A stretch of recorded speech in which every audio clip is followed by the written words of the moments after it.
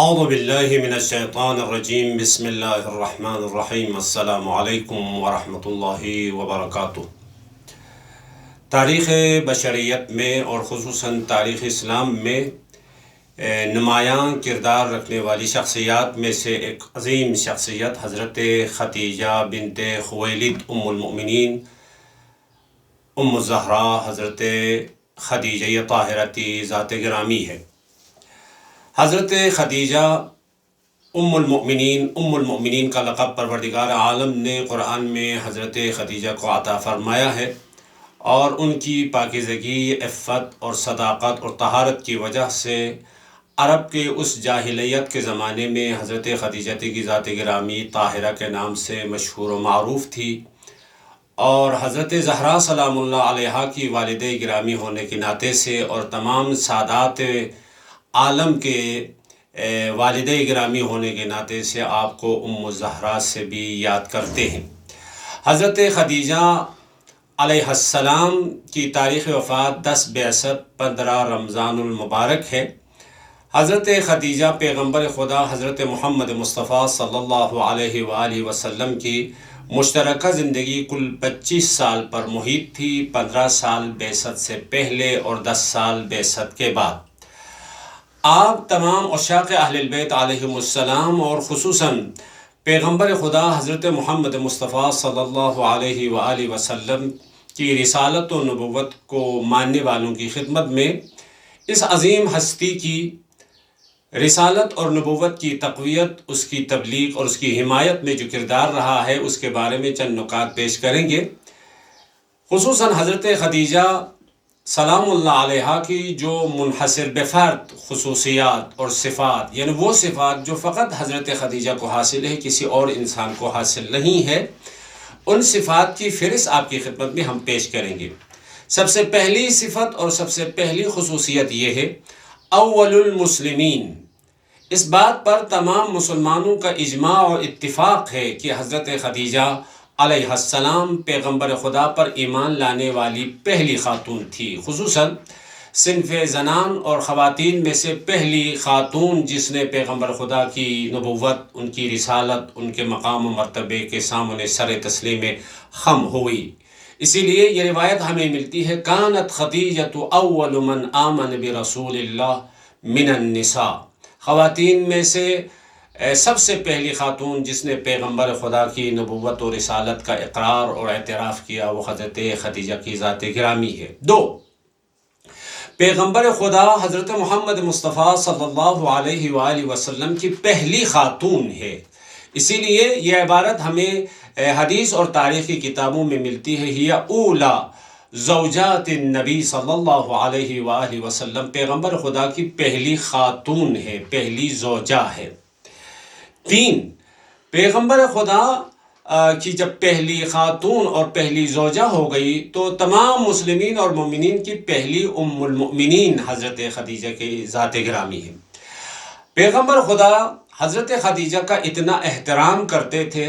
کہ اس کے بارے میں ہمیں یہ جملہ ملتا ہے جب تک حضرت خدیجہ زندہ تھی لم یتزوج النبی علی خدیجہ حتی ماتت، یعنی جب تک حضرت خدیجہ زندہ تھی اور پیغمبر کے ساتھ زندگی کر رہی تھی تو اس وقت تک پیغمبر نے کسی اور کے ساتھ شادی نہیں کی۔ پہلی ماں ہونے کے بارے میں قرآن کا یہ فرمان ہمیں ملتا ہے النبی اولیٰ بالمؤمنین من انفسہم وازواجہ امہاتہم، تو مومنین کی امہات میں سے پہلی ماں حضرت خدیجہ کی ذات گرامی ہے۔ اس اعتبار سے ہم تمام مومنین پر حضرت خدیجہ کا بہت بڑا حق اور مقام و مرتبہ ہے۔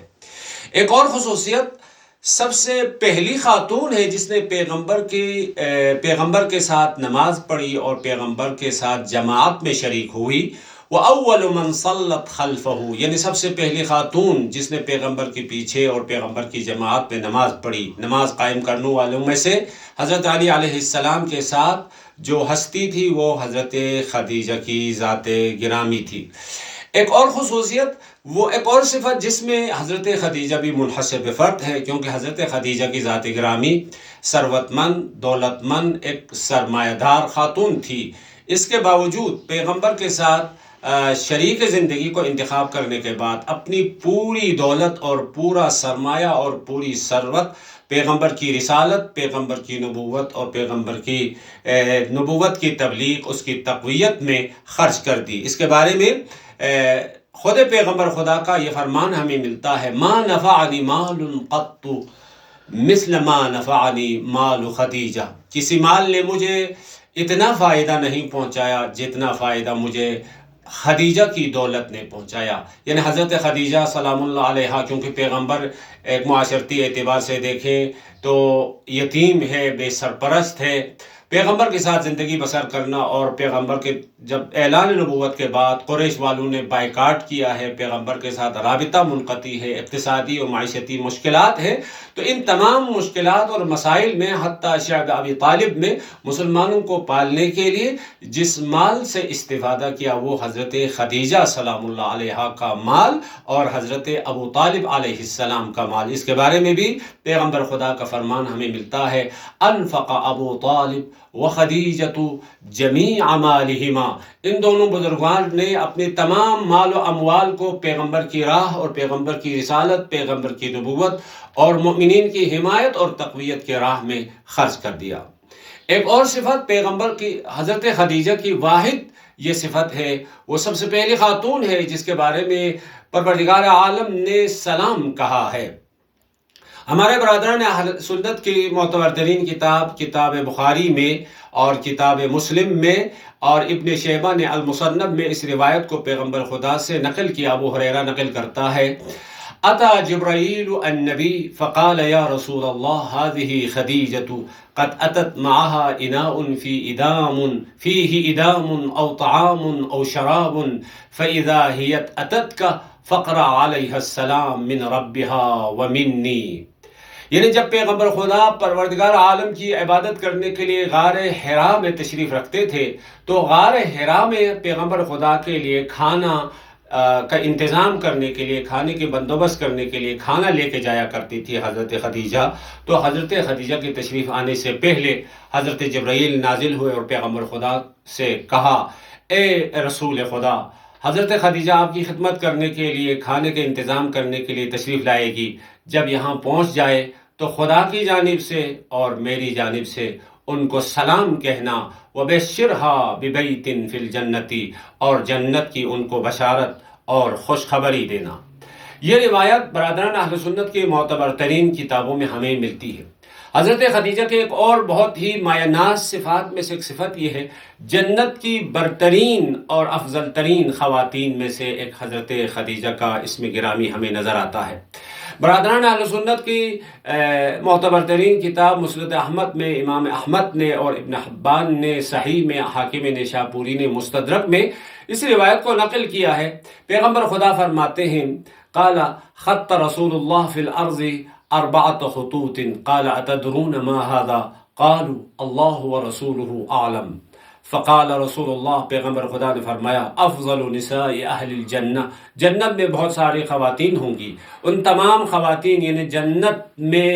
پہنچنے والی تمام خواتین میں سے افضل ترین خاتون فاطمہ بنت خویلد و فاطمہ بنت محمد صلی اللہ علیہ وآلہ وسلم۔ ان افضل ترین اور برترین اور بامقام ترین خواتین میں سے سب سے پہلی خاتون جس کا اسم گرامی ہمیں نظر آتا ہے وہ حضرت خدیجہ کی ذات گرامی ہے۔